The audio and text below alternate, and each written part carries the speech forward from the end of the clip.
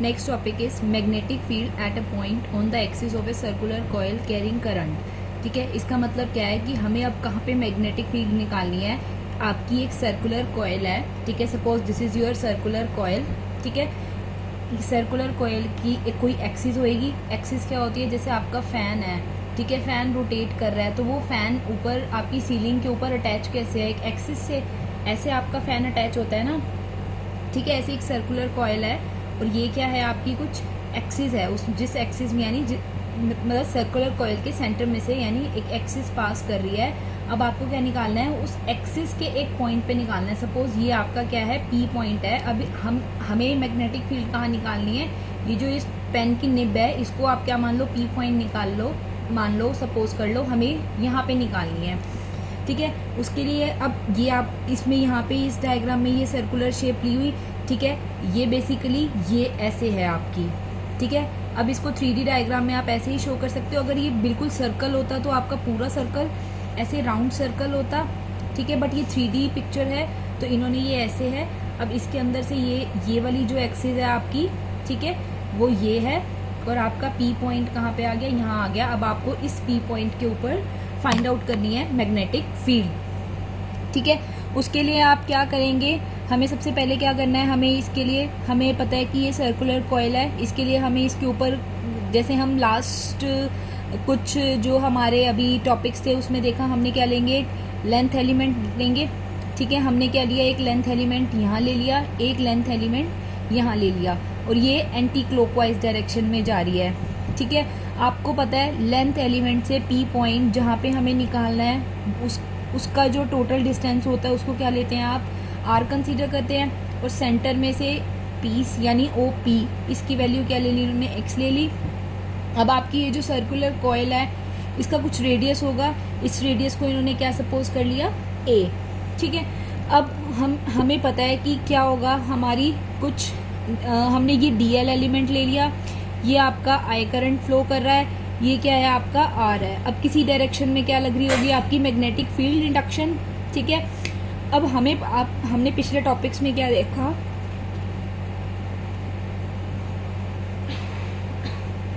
जो आपकी magnetic field induction है वो कहाँ पे अप्लाई होती है, वो परपेंडिकुलर होगी किसके, आईडीएल और आर के। ठीक है, अब इसमें परपेंडिकुलर कैसी होगी, ये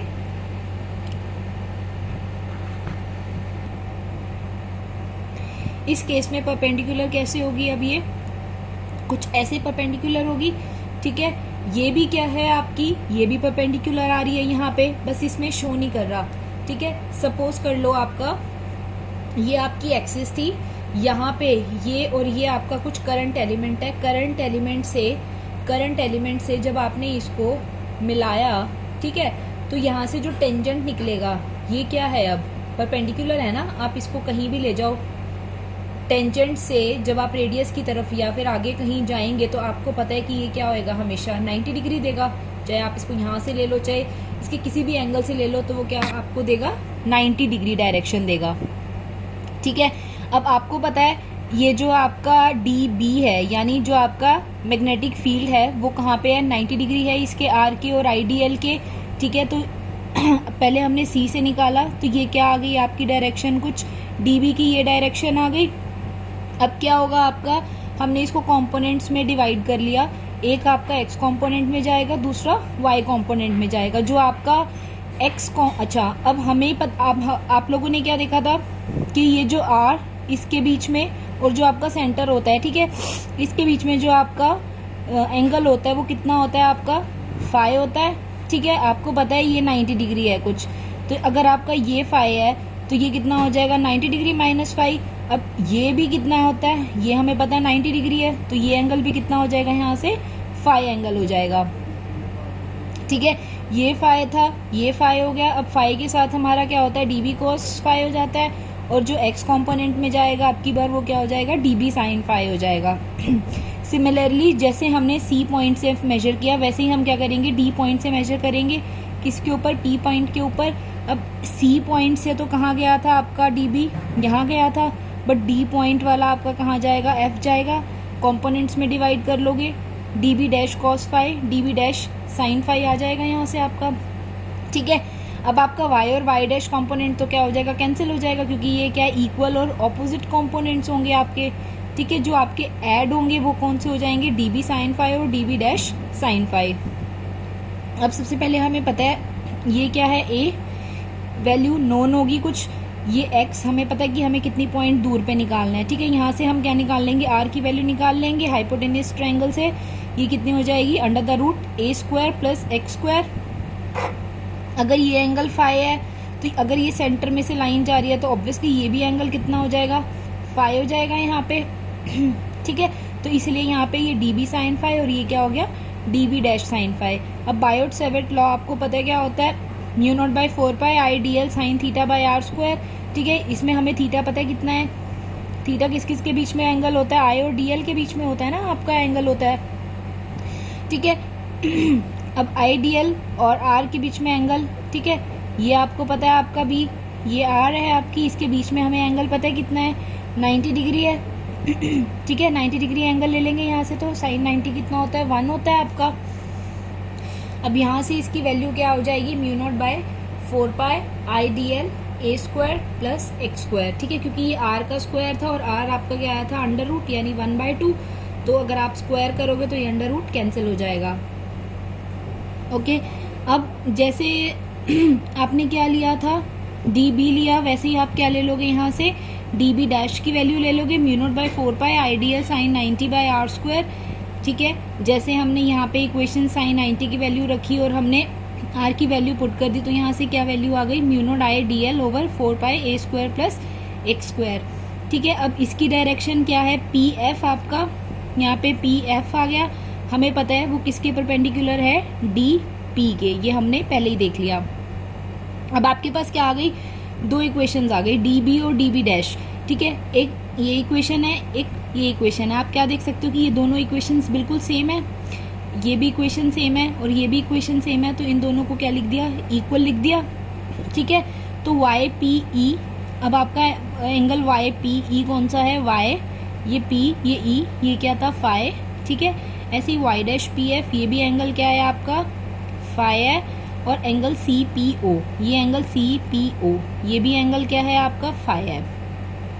ठीक है, ओके।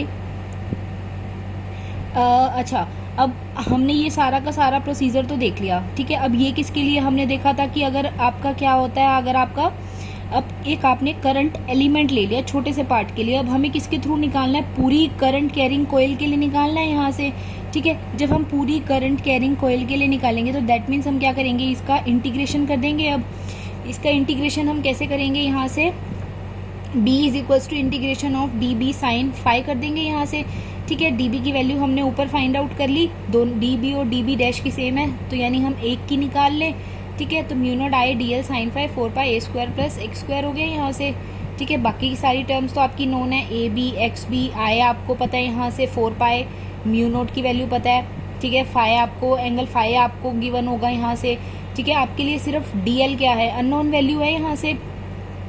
अच्छा, साइन फाई को भी आप फाइंड आउट कर सकते हो किसकी हेल्प से, यहाँ ये आपका एंगल फाई है। ठीक है, तो साइन फाई क्या हो जाएगा आपका ए। ठीक है, इस फिगर में आप जब देखोगे तो आपका साइन फाई क्या हो जाएगा, यहाँ से ए हो जाएगा आपका, और अपोन में क्या हो जाएगा, आर हो जाएगा। ठीक है, sine phi is equals to a by r हो जाएगा आपका। ठीक है, और हमें पता है आर की वैल्यू क्या है, under the root A square plus x square. अब ये सब भी नोन है, इसलिए इसको भी क्या ले लिया, इंटीग्रेशन के बाहर ले लिया। अब डी एल क्या है आपकी, 2 पाई ए। ठीक है, वैसे क्या होती है, डी एल क्या होती है, यानी डी एल क्या हो गई, लेंथ हो गई।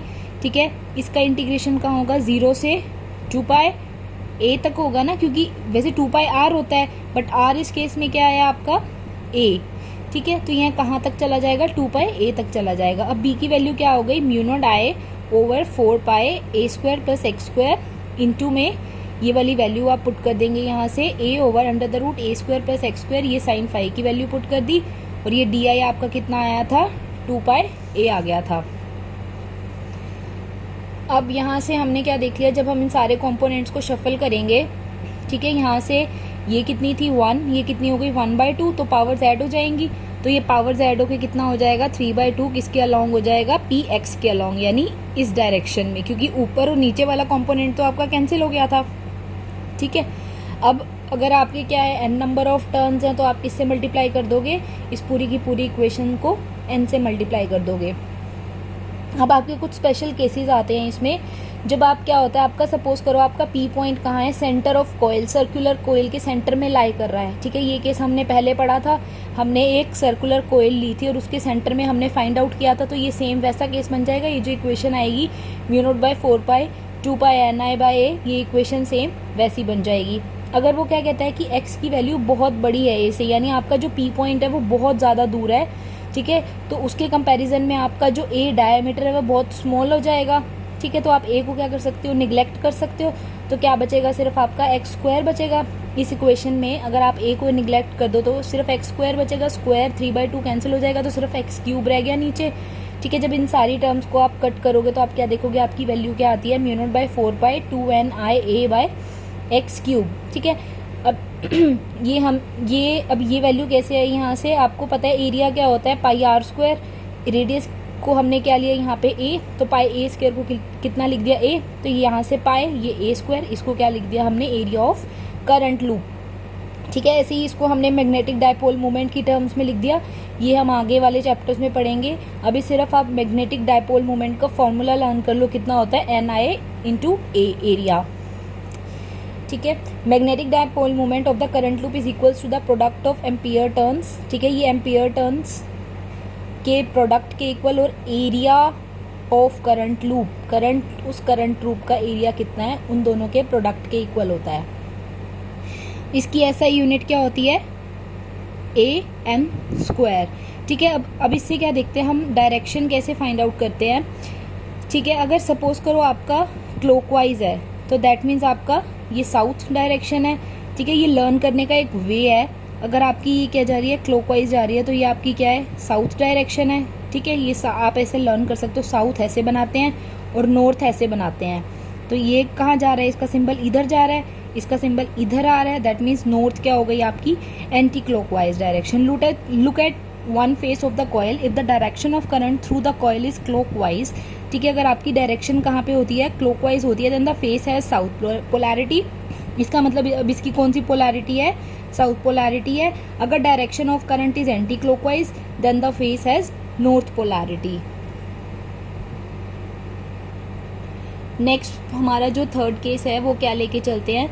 अब सपोज करो कि आपका पॉइंट कहाँ लाई करता है, जो आपका पॉइंट है वो कहाँ पे लाई करता है, जिसका डिस्टेंस किसके इक्वल है, रेडियस के इक्वल है। इस केस में x और a क्या हो गए, आपके इक्वल हो गए। जब x को आप a पुट करोगे तो आप इसमें क्या देखोगे कि अब इसकी वैल्यू कितनी है, μ0 2/5/2a, क्योंकि a से a कुछ टर्म कैंसिल हो जाएंगी। ठीक है, अब ये क्या देख रहे हैं हम, एक ग्राफ में वेरिएशन देख रहे हैं, इसका ग्राफ कैसे बनता है। ठीक है, जब कुछ वैल्यू आपको पता है, जब आपकी यहाँ से आपने 0 से स्टार्ट किया, ठीक है, तो आपकी कितनी वैल्यू थी उस टाइम पे, b की वैल्यू क्या थी, आपकी मैक्सिमम थी। जैसे जैसे क्या करेंगे, आपका r डिस्टेंस इंक्रीज होता जाएगा। ये आप इन केसेस से ऑब्जर्व करेंगे कि ठीक है, जब आपका कुछ डिस्टेंस नहीं था, ठीक है, r डिस्टेंस 0 था, दैट मीन्स उसके सेंटर पे था, तो वैल्यू क्या आई थी, उस केस में मैक्सिमम आई थी। बट जैसे जैसे आपका डिस्टेंस बढ़ता जाएगा, b की वैल्यू डिक्रीज होती जाएगी, क्योंकि ये क्या है, आपका इनवर्सली प्रोपोर्शनल है डिस्टेंस के, इसीलिए ये ऐसा हो रहा है। नेक्स्ट हम क्या देखेंगे इसमें, एम्पियर सर्किटल लॉ। ठीक है, जैसे आपने इलेक्ट्रोस्टैट्स में क्या देखा था, गॉस लॉ देखा था, वैसे ही इस केस में हम मैग्नेटोस्टैट्स में हम क्या देखते हैं, एम्पियर्स का एक सर्किटल लॉ होता है। ठीक है, ये लॉ क्या बताता है कि इसमें क्या होती है, आपकी करंट कैरिंग वायर है, ठीक है, उसके जो आप सराउंडिंग्स है, उसके सराउंडिंग्स में आप क्या बनाते हो, एक एम्पेरिकल लूप बना देते हो। ठीक है, क्यों बना देते हो, क्योंकि हमें क्या करना है, आप मैग्नेटिक फील्ड फाइंड आउट करना है, इसीलिए आप उसके consider an open surface with a boundary C, the current I is passing through the surface. ठीक है, ये क्या है, एक बाउंड्री है, इसके अंदर से क्या कर रहा है, आपका एक करंट आई पास कर रहा है। Let the boundary C to made of large number of small elements each of length DL। ठीक है, अब इस बाउंड्री पे आपको पता है, जैसे हमने पीछे देखा था कि स्मॉल एलिमेंट्स लेके चलेंगे हम, ठीक है। The direction of d l of small line element under study is acting tangentially to the length d l. अब आपको पता है ये जो डी एल की डायरेक्शन होगी इस लूप पे, जो आप एम्पेरिकल लूप बना रहे हैं, वो कहाँ होगी, टेंजेंशली होगी।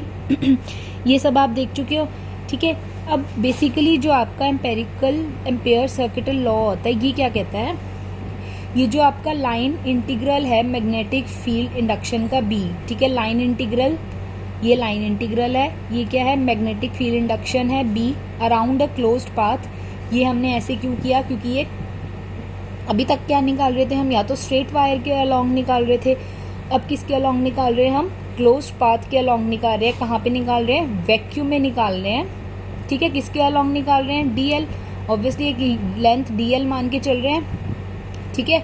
तो वो किसके इक्वल होगा, म्यू नंबर ऑफ टाइम्स, ठीक है, ये क्या है आपका mu naught times the total current I threading the closed path. उस क्लोज्ड पाथ में से कितना करंट आई फ्लो कर रहा है उसके इक्वल होगा, ठीक है।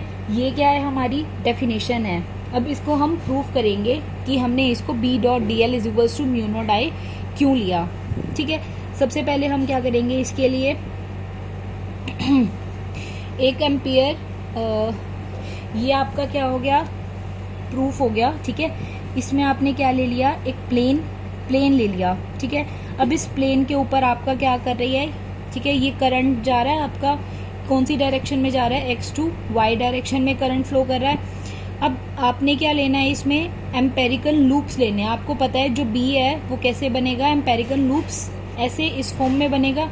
ये आपके एम्पेरिकल लूप्स हो गए, ठीक है। ये 3D डायग्राम इन्होंने ऐसे दिखा रखा है। अब हमने उसमें क्या देखा था, जो आपका डीएल है वो क्या होगा, टेंजेंशली होगा, ठीक है। और आपको पता है जो आपका मैग्नेटिक फील्ड होता है इसमें, वो भी क्या कहाँ जाता है, डीएल के परपेंडिकुलर, ठीक है। मतलब डीएल के इस केस में आपका बी क्या जाएगा, ये भी क्या जाएगा, इस पॉइंट के टेंजेंशियल जाएगा, यानी परपेंडिकुलर जाएगा। अब डीएल भी इसी साइड जा रहा है आपका, और बी भी क्या जा रहा है, सेम डायरेक्शन में जा रहा है। दैट मीन्स इन दोनों के बीच में जब अब एंगल कितना हो गया, जब दोनों चीजें ये क्या है, पैरेलल है और सेम डायरेक्शन में जा रही हैं, दैट मीन्स अब एंगल कितना हो गया आपका, 0 एंगल हो गया, ठीक है। अब हाँ, एक चीज हमने और देखी अभी लास्ट जब हमने टॉपिक किया, उस टॉपिक में हमने क्या देखा कि अगर मैग्नीट्यूड लेते हैं हम किसी भी मैग्नेटिक फील्ड इंडक्शन का, बी किसी पॉइंट पी पे at distance r from the conductor, वो कितना होता है, mu naught by 4 pi 2 pi I by are, ठीक है। ये हमने कहाँ पे देखा, अभी लास्ट टॉपिक में डिस्कस किया था। तो यहाँ से 2 से 2 क्या हो गया, कैंसिल हो गया, तो ये कितना हो जाएगा, mu not I by 2 pi r हो जाएगा। अब इस केस में जो आपकी बी की डायरेक्शन है वो किसके अलोंग है, tangent of the magnetic field line at that point, ठीक है। अब हम इसको प्रूव करेंगे कि ये हुआ कैसे। हमें पता है हमने बी क्या ले लिया इस केस में, mu naught by 4 pi 2 I by R ले लिया, ठीक है। हमने क्योंकि निकाला था स्ट्रेट करंट कैरिंग वायर में, ठीक है, उसके अराउंड हमने देखे थे क्या बनते हैं, कॉन्सेंट्रिक लूप्स बनते हैं। जो उसका मैग्नेटिक फील्ड होता है वो किस में होता है, कॉन्सेंट्रिक सर्कल्स बनते हैं। और इसमें भी हमने एम्पेरिकल क्या लिया, कॉन्सेंट्रिक लिया।